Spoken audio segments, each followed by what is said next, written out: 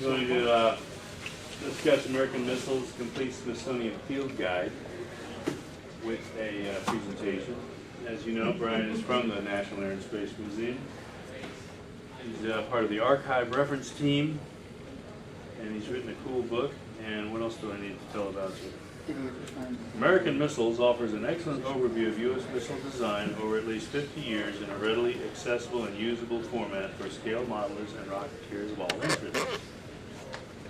And, oh, that's right. He also mentions, oh yeah, Brian had to deal with the late Herb Desind Collection that was donated. This is going back a few. This is going back a few years. Pardon me? Is there a live one still? No, as opposed to you having to deal with them. Live Herb Yes. I did have to deal with the alive Herb Desind for a while too, but that's another How story. heavily medicated were you? Everybody knows her. In a controlled setting, you didn't really know before. So enjoy it, and remember we have plenty of vendors to check out in the big room at the end. And we also have plenty of patches and T-shirts for sale for the NARCON 2014. Thank you. Thank you, sir. Thank you for the introduction. Thanks for attending, folks. As you said, I'm Brian Nicklas. I'm with the National Air and Space Museum's Archives Department. I am part of the reference team. There's two of us on the reference team from the staff of the archives. And the two of us alternate locations. So 2 days a week I am downtown at the main museum in the reference room there, working with the archives collections and the library collections. And the library is distinctly separate from the archives. And 2 days a week I am in the reference room at the Udvar-Hazy Center near Dulles Airport in Chantilly, Virginia. And that is where the Herb Desind Collection is housed. So if you would like to see the Desind Collection, you can actually go online and look at the finding aid and see if there's subjects you're interested in. And if you want to come in person and look at it, then you can call to make an appointment, come to the Udvar-Hazy Center, and we will pull boxes for you and you can look at the collection. None of it has been scanned yet, just, well, for a large part, most of it has not been scanned. And so we have to pull boxes for you to look at things. And I will go through here and give you a little PowerPoint on the Desind Collection, and hopefully if there's time, if I scroll through it quickly enough, we will move on to an overview on how to do research with the National Air and Space Museum's Archives Department. So I will get going here. Talk fast. They're on desktop. Together. Yeah, there you go. Yeah, right next to you.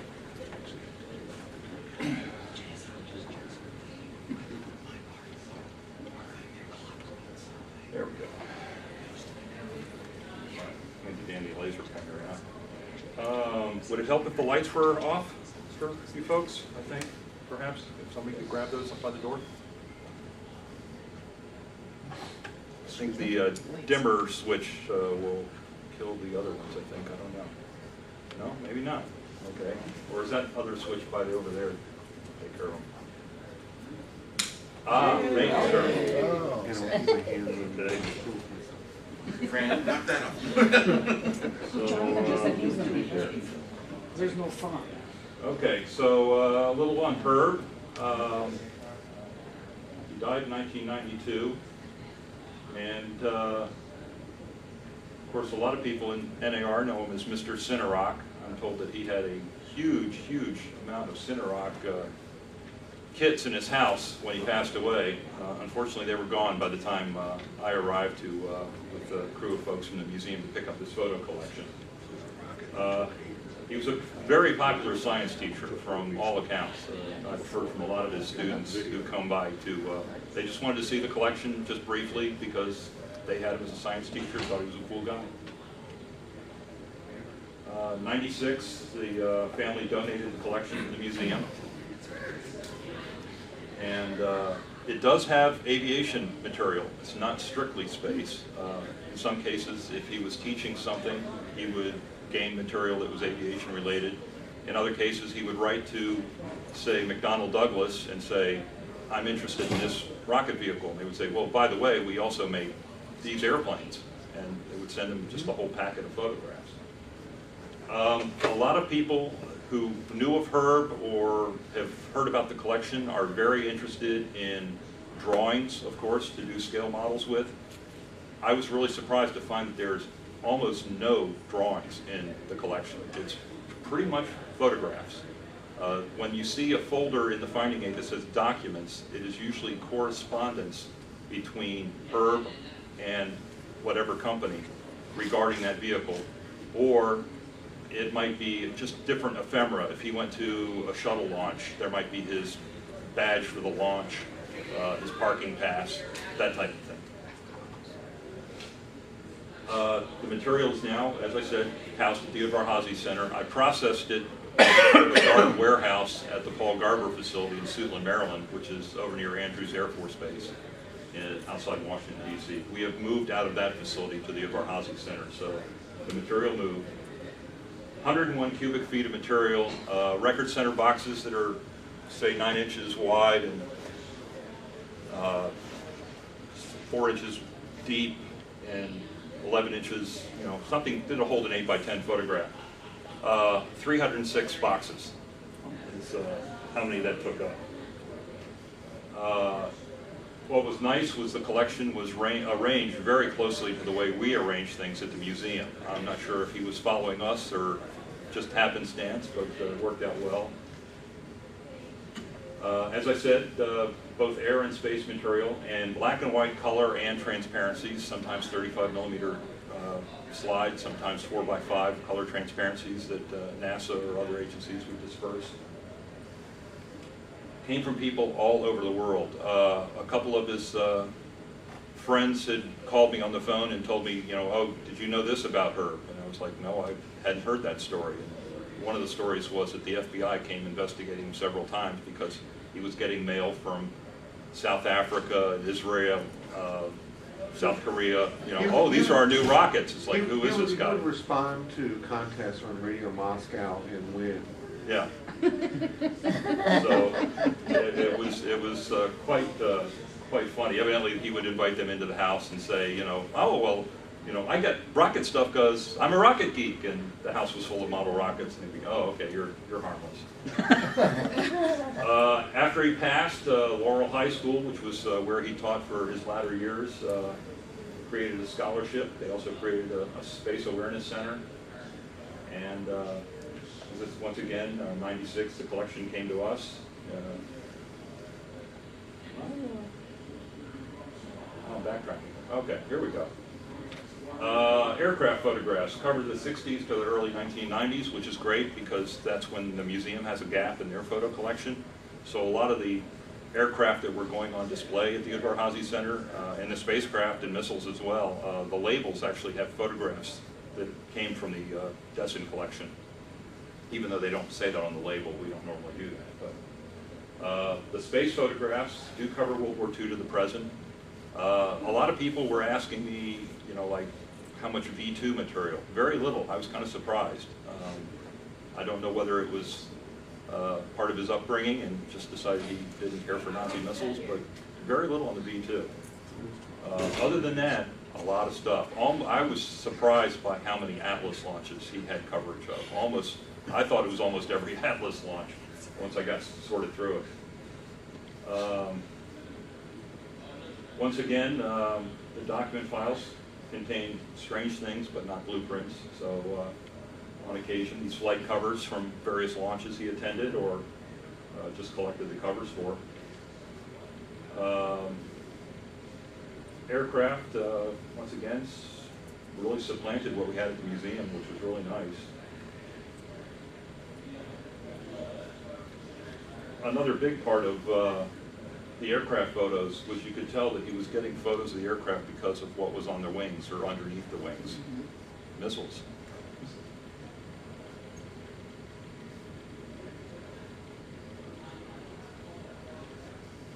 And he had a lot of strange aircraft photographs I've never seen. This photo of the XB-70, and you can see there's pressure transducer marks all down the side of the fuselage. I've never seen that. And fairly recent XB-70 publications haven't had that photograph. I'm not sure where he got it from. He didn't label the source on his photos? No. if the photograph did not have a stamp on the back or a label attached from, say, Northrop Grumman or something, then there's no indication on where the photograph came from.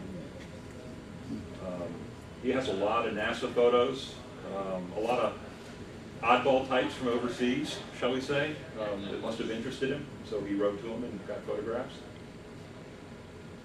Like I said, you get a lot of different aircraft photos with missiles.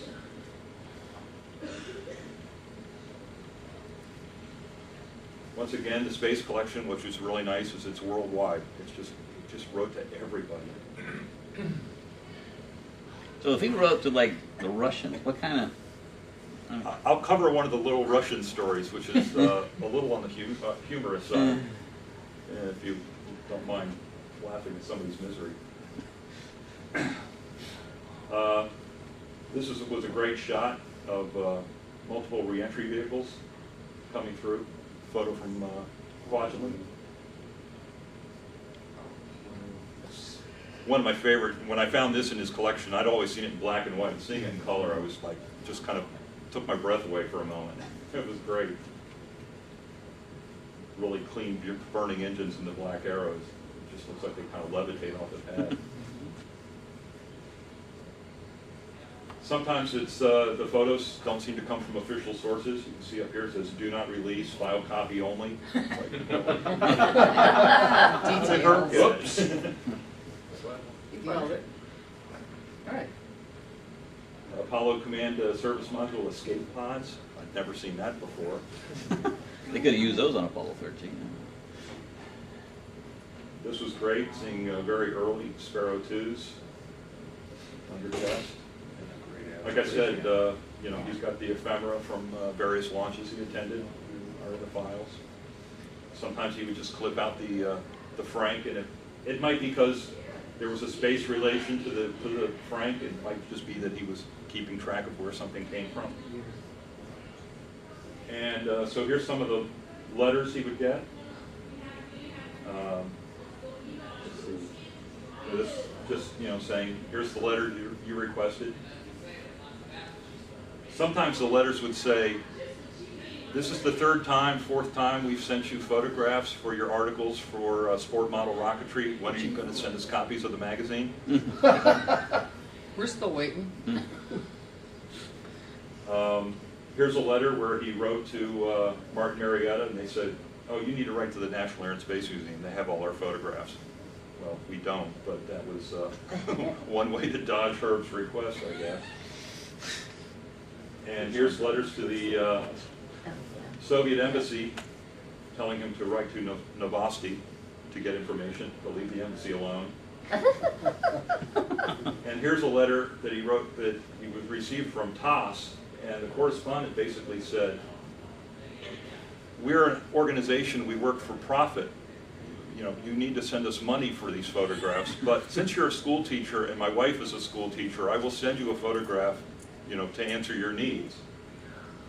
And then later, again, well, because you're a school teacher and my wife is a school teacher and now you are my friend, I will send you more letters and more photographs. So, you know, thank you very much, Mr. Desind. Comrade.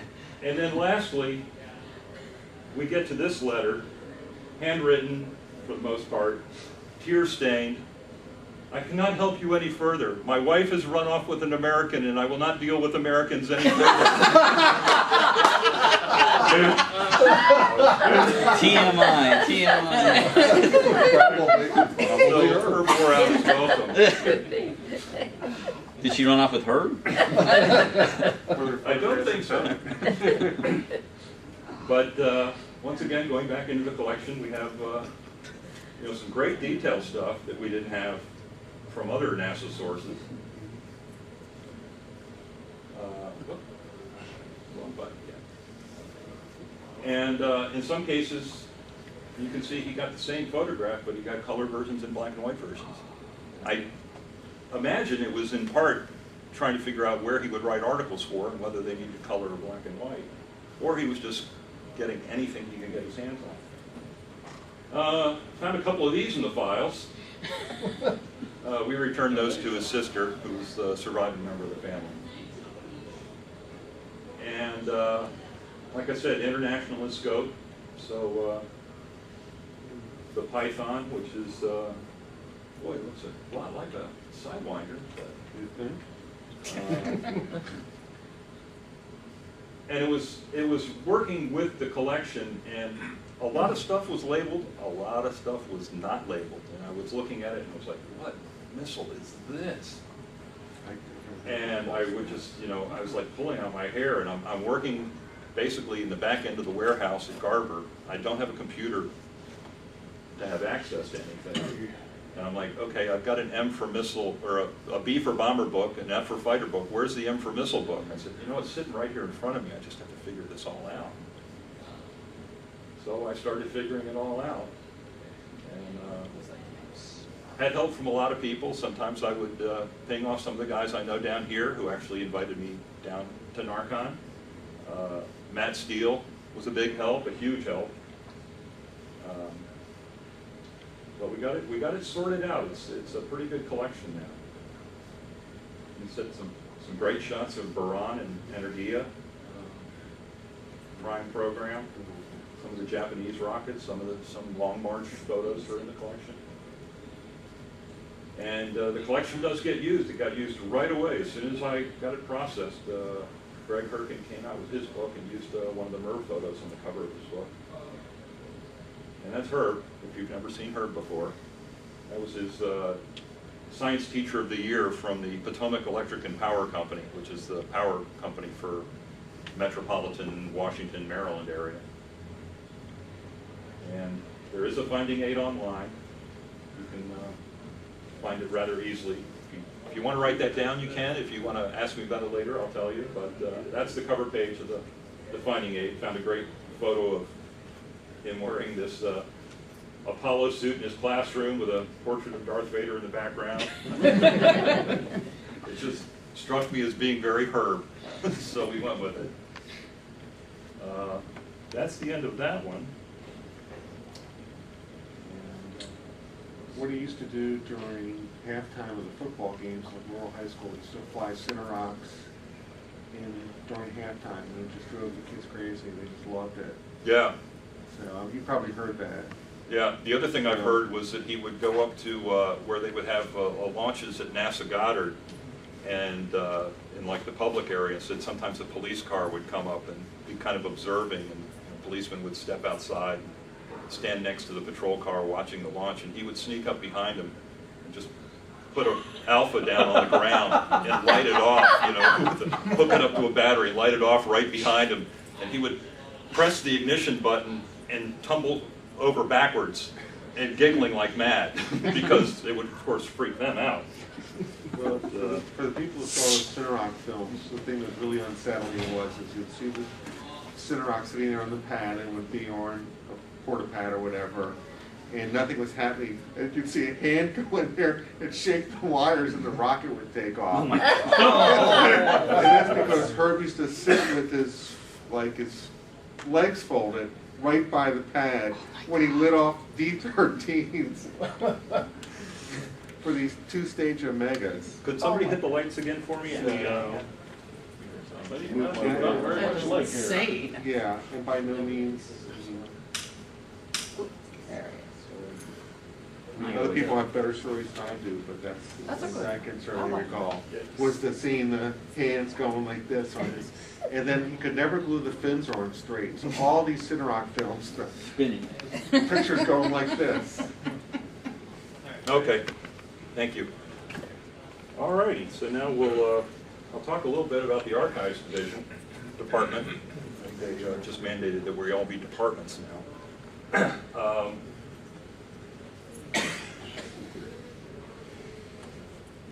great, is this one going to be that way?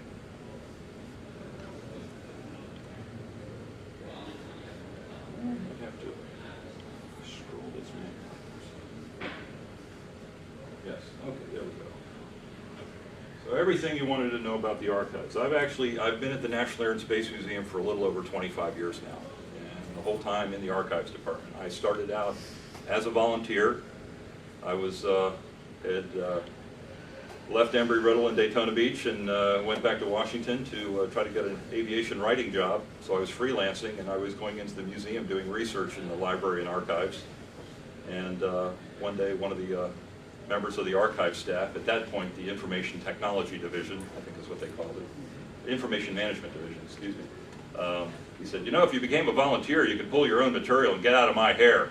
So I became a volunteer one day a week, and a couple months later, the boss pulled me aside and said, we have an opening coming up, and we'd like you to apply for it if you're interested. So that's how I got my foot in the door. Seems like a lot of people, a lot of people tell me, wow, what a great job.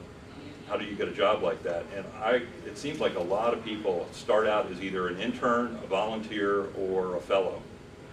And it's how they get their face known in the building, and when openings happen, and sometimes you get lucky and get offered. And I got lucky. So I've been very happy there. It is a government job, there is bureaucracy, and sometimes it drives you crazy, but by and large, I think people like me there, and I like them, and I like helping people like NAR members, IPMS members, EAA members. You help all kinds of people, which I will show you here. What kind of material do we collect? Documents, all kinds of documents. Technical manuals. What is strange, what I've learned over the years, is that the curators in the aeronautics department, when they get an aircraft, they usually request all the manuals to support it. Now, the space curators, when they get a missile or something like that, they don't normally seem to ask for all the supporting documentation. I don't know why that is, but that seems to be the case. The space guys seem to be a little more concerned with management histories rather than technical histories. But we do have drawings. We get a lot of use out of the drawings from various collections. We have a huge photograph collection, and we have a lot of scrapbooks which contain photographs, which contain other material. That's the chairman of our department, Marilyn Grassaway. We have ephemera, everything from tickets to air shows, passes to rocket launches, programs for air shows. We have microfilm, which contains a lot of material, including we have a captured German-Japanese technical document collection, and we have a Fort Eustis V2 collection that are on microfilm. We have motion pictures. We have a dedicated moving image archivist who handles our motion picture and film. We have some sound recordings. It's not, I wouldn't say a huge collection, but pretty decent. How do we get it? Donations, friends of people, the curators get it, bring it in. That's Paul Garber, who was our probably the lead curator for the museum, National Air Museum and National Air and Space Museum for many years with Charles Elwood Yeager and the X-1 and the XLR 11 engines. So there's the rocket engines for you guys. How big is it? Do we have room to bring it into the museum? What condition is it in? And that is actually a collection we got in from the Banke family of the Banke Aircraft Company. It was scattered all over their house, in their garage, in a barn. We had to put it in a semi-trailer, and the semi-trailer was fumigated because we had to kill anything that was inside it. We have rights problems. Snoopy was very popular for the Apollo program, but a lot of times you can't use it because it's copyrighted.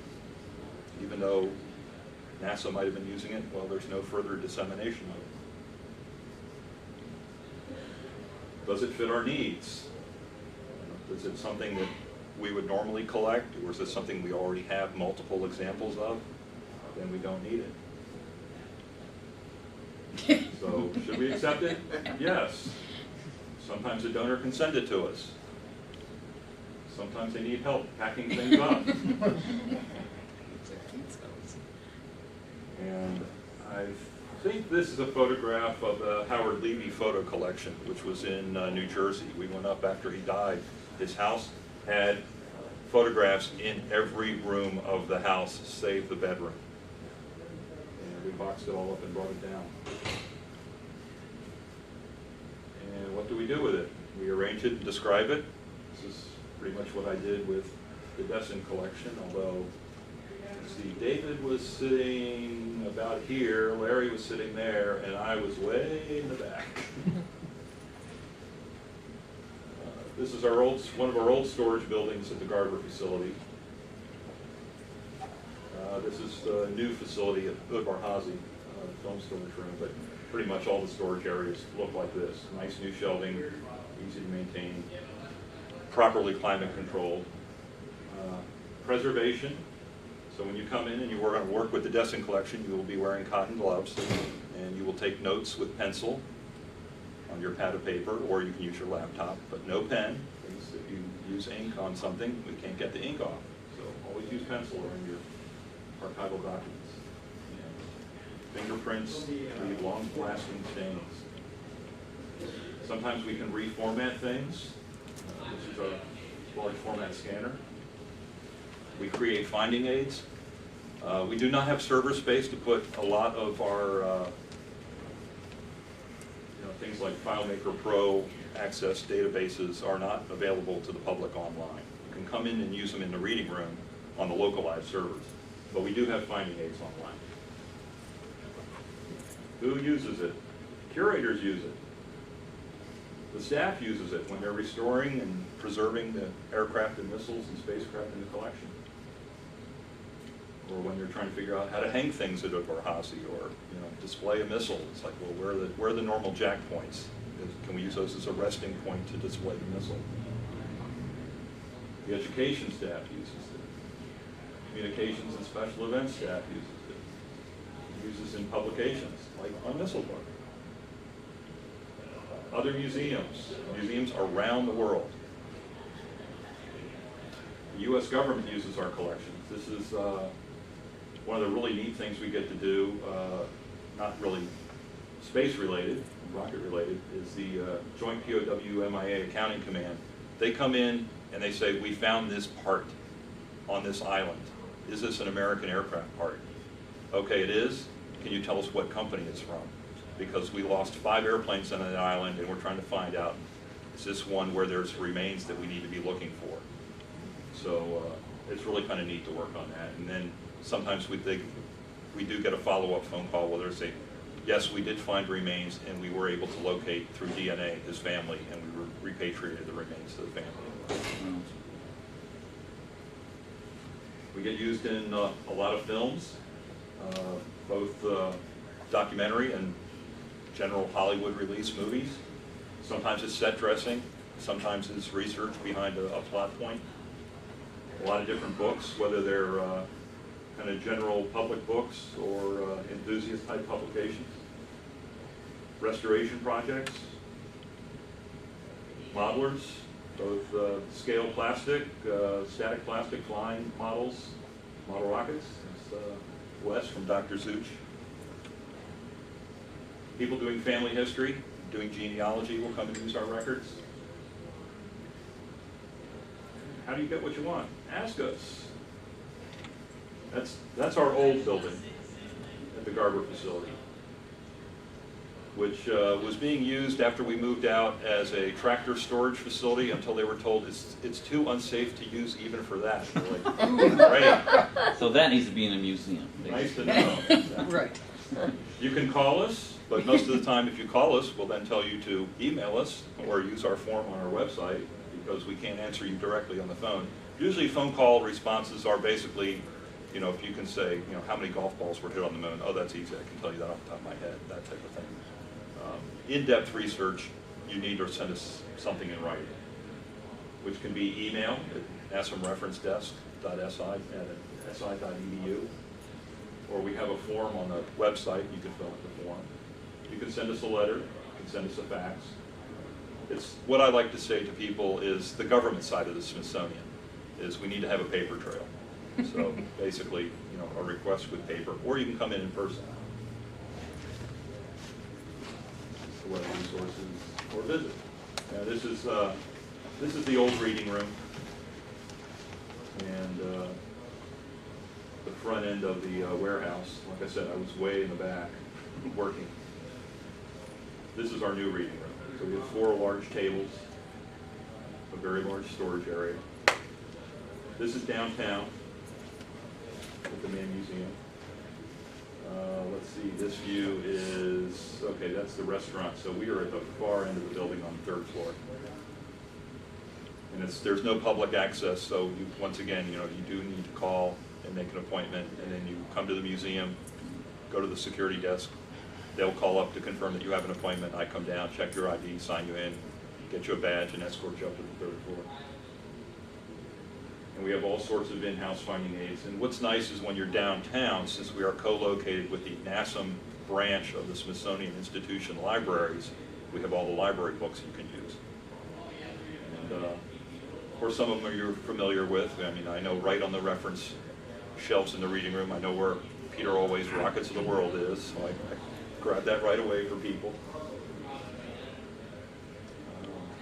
We can also assist with people doing the poster collection or the art collection if you're interested in that. A lot of the NASA art from the NASA art program, once they are done with it, they turn it over to the National Air and Space Museum. So we have a very, very large art collection. And you can get copies of our material through various ways, ordering it from Photo Services, which is part of Smithsonian Archives, not National Air and Space Museum Archives. This is the Udvar-Hazy Center, if you've never been there. That's the aviation hangar. This is the space hangar where Discovery sits. This is our restoration shop. And this area is our archives. And below us is collections, where they store things like aircraft parts, aircraft engines. And this is further storage. This is kind of their moving, shipping, processing area on the 1st floor. We're on the 2nd floor. Across from us is our conservation lab, which used to be a real string operation, and now they have a really nice lab where they can actually really work on preserving things. So it's really quite nice to have them so close to us. But this building is now completed, and everyone has been moving in. They're still moving in. The workshop is still not 100% operational. We're still taking things back to Garber to have them painted because the paint booth is not in use yet here. But there's still a large amount of activity on that floor, shop floor. And we're still moving aircraft and spacecraft and missiles into the display halls. And see, there's the Engen Tower, and the IMAX theater is there. And one thing we do have, it's free to get into both museums, however, the Udvar-Hazy Center has a parking fee. So, in part, the money is used to pay down the debt on the building, but in part it's also because people would park in the museum lot to use the airport because the airport's not too far away. Yeah, so the price is the same as the airport. But anyway, that's that. Right. Turn the lights on? Yeah. Lights, please. Thank you. And so working with the Desind Collection, as I said, I was working with the Desind Collection and saying, where's the missile book? And realizing there wasn't a missile book. A lot of books were out that would say, these are American missiles, or these are world missiles for 1995. It's like, well, what about this other stuff? And where's this oddball? And why is, what is an ASAT called? An ASAT must have a missile designation. I finally figured out. It's an ASM-135. It's not just an ASAT. That's like saying AWACS. Well, AWACS can be an E-2 Hawkeye, or it can be an E-3 Sentry. So let's be specific here, people. And of course, you can't do a book unless you've done a book. I did a lot of research, spent a year with NASA Langley to do a photo history with them. They decided they didn't have the money to publish it, so I said, go on your own and publish it. Everywhere I went, it was like, well, wow, this would be a great book. People would really buy this. What other books have you done? Well, this would be my first. Oh, we can't do it. Can't do a book unless you've done a book. Catch-22. I was walking through the reading room one day, and one of my colleagues was talking with his publisher, because he's done 15 or so books, and the publisher just turned to me and said, "So Brian, do you have an idea for a book?" And I said, "Yes, a field guide to American missiles." And he was from England, so he says, "What, like a bird spotting book?" And I said, "Yes, exactly." And he turned to our publications coordinator and said, "What a great idea, write up a contract." So, unfortunately, he retired, the publishing house was sold, and the seamless transition, several years later, American Missiles came out. So, I'm quite happy with it. As I said, and you can look in the acknowledgments, so you'll probably see a few familiar NAR names. As I call on my resources too to get answers. I'm quite happy with it. It actually turned out the way I wanted, and they went through several different titles and ended up falling back on the title that I first proposed. So it's a little variation to it, but not much. Sadly, however, the case of books that I had sent down here is in transit. But if anybody is interested in the book and did not pick one up at the Missile Museum last night, well, thank you very much, because we sold 9 of the 10 copies they have there. If you would like a copy, just talk to me later, and we will figure out a way to get you a copy. I will sell them at the same price the museum shop here sells them for, which was $43. Its cover price is $60, so that's a good discount. But anyway, we've got time. I'm happy to answer any questions anybody has about getting to the collection or the Desind Collection. How much of is any of the Cinerock footage that he had available online, or? No, it is not, and actually, unfortunately, a lot of the film and video that we found in the collection, stuff he had transferred to a videotape. The videotape would start off with World Wrestling Federation. Oh, then there might be an episode of I Dream of Jeannie. Then there'd be the Cinerock footage. Then there'd be an episode of Batman. It was like, you know, he was just taping things off the air over and then inserting his own stuff. And because of the copyright restrictions, we couldn't hold on to the material. We had to turn it back to his family. But actually, someone asked me that question earlier, just out in the hall, and or was it last night? I think it was in the hall. And I'm going to check with our film archivist and double check to see if he has any Cinerock footage that he gained when we got the collection. Because I was really working with the print, you know, the print material, so in the photographs. So the film was taken up by Mark Taylor, our film archivist. So I'm not really sure what he got. I don't think he got anything. It was just so convoluted that we really couldn't hold on to it. Sadly, because I know a lot of people are really interested in that Cinerock footage. But anyone else? Years ago, I was looking for the accession photo of the WAC corporal. It was the only, at that time, extant color photo, and I was told that it had disappeared. Do you know if it's ever reappeared? That would be in the accessioning files for the vehicle that we have on Right. display? Well, yes, yes. Okay. I'm not sure. It's not one that I've looked for. I can give you my card, pop me an email. I can try to pin it down. It was the classic picture you've probably seen of Frank Molina standing with his hand against the rocket and the launcher. Right. But it was in color, proving that the rocket was really yellow. But it had disappeared. I had spoken with Greg Kennedy about it. And it disappeared back in Greg's day. Yes. Wow. Yeah, because Greg was gone before I got there, although I know Greg. I knew Greg before you know, when I would visit the museum years ago. That's a good one to try to pin down. Yeah, we'll have to look for that one. The accession files are usually kept by the museum registrar. You know, when an artifact comes into the museum, they will keep certain documents. Actually, the AGM 76, I think the photos I got of that are actually from our registrar's files, because I could find no photos anywhere else. And somebody said, "Oh, look in the registrar's files because we've got one at Hansi." It's like, oh wow, there's, because I was going to use a photo of the example and actually found photos of it under the wing of an F4, so I was real happy with that. But I will, that's a good one to look for. Sadly, years and years ago, before the Records Management Division was established and what became the archives, the curators tended to say to people, oh, look, I'm doing an article on this, will you, can you loan me a photo? Sure, send it back when you're done. And they would never come back. So we'd see photos out there that have our credit line on them, and we have not a single copy of the photograph. And it's infuriating. So that's one reason it's good to have the archives department kind of holding herd on the photograph collection. I've got other horror stories, but I don't want to say them on videotape. Sir. 2 questions. So you're saying the library is different from the archives? Yes, sir.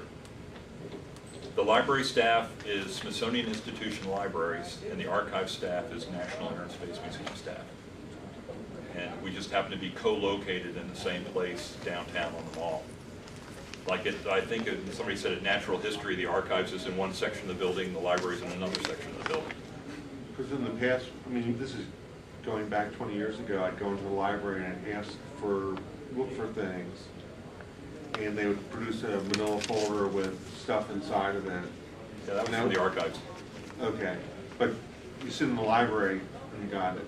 Yeah, the reading room is shared, and normally the one photograph showed in the PowerPoint showed me handing someone a file, and I was standing at the reference desk for the archives. Next to me is the reference desk for the library. There's usually a library staffer or a volunteer that's sitting there. All right, and this next question has to do with digital. I work for one of the largest legal publishers in the country, and at this point, like 80% of what we have is all digital. We're basically getting out of paper. And you said that you didn't have the money to digitize things, but the price of storage and things going into the cloud with rack space has really gone down tremendously. And we're, in our society's moving away from paper. What is the Smithsonian doing in light of that? There's a mandate from the Secretary of the Smithsonian, who's the chief operating officer of the Smithsonian in essence. A lot of people kind of wonder about the title Secretary. But the Secretary of the Smithsonian has mandated that we look at digitizing. They want to get things out to the public, whether it's taking 3D images of artifacts and getting those online so people can see things when they're not able to come to Washington, to taking things like photograph collections or document collections and getting them digitized. So we have various, I think right now the big thing is a digital asset management system. And there we have a core group of people that I work with in our accessioning side and processing side of the archives that are working with other archivists within the Smithsonian to get things digitized. So they're trying to come up with schedules, they're trying to come up with different contractors that come to us and say, we want to do this for you as a test. Well, does your test meet these parameters? Because otherwise it's a waste of your time and our time. So they're working on it. It's actively working on it, but it's, right now I can't say, oh, if you go to this website, you will find everything. It's not at this moment, no, but we're working on it. And before I would say we're working on it, but now I can say we're actively working on it. So I take that as a good sign. I can't give you a date. Anything else? Sir? Is there extra effort what do you have to do to keep a collection stable? We have our storerooms that are off from our reading room. We have a main storage room, we have a rare document storage room, and we have a photographic storage room, and then we have a cold vault. And all 3 storage rooms are kept at different humidity and temperature levels depending on what the collections are inside.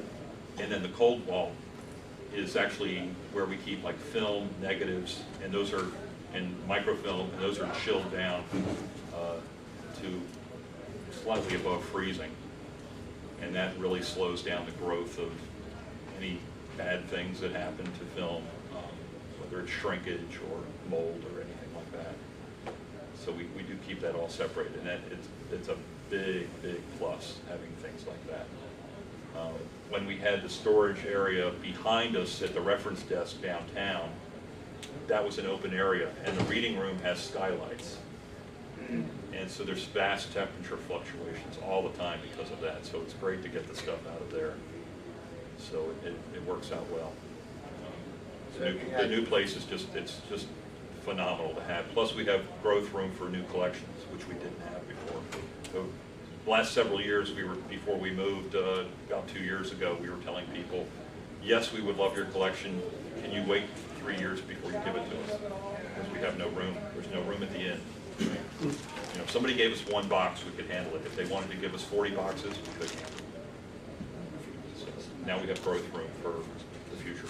So in getting collections, are there horror stories about the shape it arrived in, the condition it arrives in? Well, Desind was pretty good, other than that I had to go through Herb's house, and I guess, I don't know whether it was part of his security measures, but his house, he lived with his father. His father was a dealer in Judaica, Jewish art, both in subject and art, you know, who the artist was. And so the house was full of art, in some cases stacked up on the floor, up against the wall, and you kind of have to shinny your way through down the hallway, and then you go in and there'd be a filing cabinet. Well, okay, you've got satellites A through B in this drawer, C through D in the next drawer? No, K through L. C through D is in another room. So the first thing I did is I scouted all the drawers, and then I went back through and I labeled each drawer. This pulled drawer 1 first, pulled drawer 2, you know, in this room, you know, and then we had to map it out, and then we went in and pulled things and boxed it to get it out of the house. And but that was easy compared to some.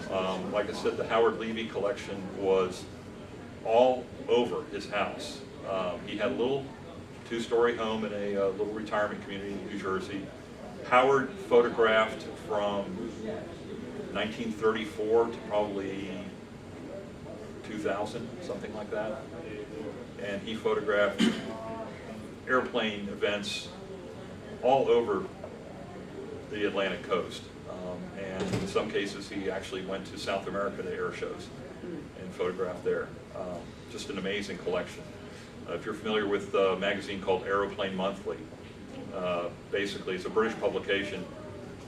Almost everything they ever did on the east coast of the United States was an article and photographs by Howard Levy. And they're beautiful photographs, a lot of them. I mean, autogyros, airliners, military, anything. So that collection really wasn't too bad, you know, once we got in there and started digging. The Banke collection, oh, it's just, you know, it was just all over the place. And it was, you know, some stuff was rolled up tight, and the boat was in the garage, in the attic of the garage, so it was totally dried out, you know, crumble when you touch it. Other things were, you know, mice had gotten to it, so it was like, you know, we've got to take care of this before we can even bring it into the building to look at it. So do you have an example of the best preserved collection you ever inherited? Or nobody does that? Nobody does that. We got a collection from Dino Brucioni, who was a aerial photographic and space photograph interpreter for the CIA. He's the guy who figured out the missiles in Cuba. That's his claim to fame. He gave us his collection. It's very well organized beforehand because he wrote several books after he retired. You know, he had them cleared, got them published. He turned over his collection to us fairly recently. He actually gave a lecture at the Udvar Hazy Center about 14 months ago. And because all his books were out of print, they said, well, what other missile books do we have? And the publications coordinator goes, get Brian there to sign his book. So that was my first book signing, was Dino Brucioni's lecture, which was kind of neat. So he's kind of a demigod in the intelligence community for all the work he did. That's a neat collection for us to have. One of the illustrations in the lecture is for the finding aid is the Benjamin Davis collection, who was basically the leader of the Tuskegee Airmen, and he kept everything. He and his wife kept all their, you know, as he went up through the ranks and did all kinds of functions and dinners and whatnot. They kept all the programs and whatnot, and that collection was fairly well organized, as you would expect from a West Point grad general. So it really varies. It really varies. But it's some people say, you know, what's your job? I'm like, well, I'm a detective. You know, it's when I'm a reference archivist, you're a detective sometimes. But you know, I get to work with a lot of neat people. I've had, of course, you know, a lot of dignitaries, visionaries, astronauts. But we recently had an open house at the Eberhausen Center in mid-January. It was our 10th anniversary of the Eberhausen Center being open. And a gentleman came in looking for me because he wanted to show me the letter that I had written him in 1993, guiding him in his research on flying wings. And he said the result of this letter encouraged him to become an aeronautical engineer, and he was now working as an engineer for NASA at the Glenn Research Center. And so he came to thank me. That's cool. So that was kind of wow. But and we used to have, sadly we don't have it anymore, National Archives came and took it away from us. They said it was a federal record, belonged to them. Was the pre-1954 Air Force photo collection, which had a few photos of balloons in the Civil War, World War I, World War II in Korea, and we used it a lot. And we had a gentleman came in and he wanted to look for photos of his bomb group, and he said he was a B-17 pilot. And I'll probably choke up telling you this. He found a photo. He was like, we had the photos on video disc at that time. We would, instead of having people, you know, pre-digital, before people, you know, pawing through photos, we could put 50,000 images on each side of a laser video disc. So you get 100,000 images. So the Air Force collection was on a disc and a half. So he sat down, put the disc in the player, was scrolling through, you know, World War II, combat, Europe, England, comma, Boeing. You know, and there's a photo. And this guy was, you know, probably in his 70s at the time, if not 80s, and still movie star handsome. I mean, you could not call Central Casting and say, send me a gorgeous B-17 pilot, send this guy, you know, it would have been perfect. But there he was in his B-3 leather jacket with the fur collar and his 50 Mission Crush hat, holding a cup of coffee and donut in his hand around the Jeep with a bunch of guys and the Red Cross donut girl handing them all coffee. And he starts naming the guys off. He says, he died over Schweinfurt, he died at Remagen, he died here, he was a POW here. And he's got tears running down his face. And Melissa and I, who's the photo archivist, we're crying. I mean, it was, you know, and that's happened a couple of times, but that one sticks in my mind. But, gee, I thought it was over, choking up over that one, I still do. Anyway, but then you know, you run into guys who say, you know, hey, my dad worked on the Atlas program, but he could never talk about it. What do you have on the Atlas program?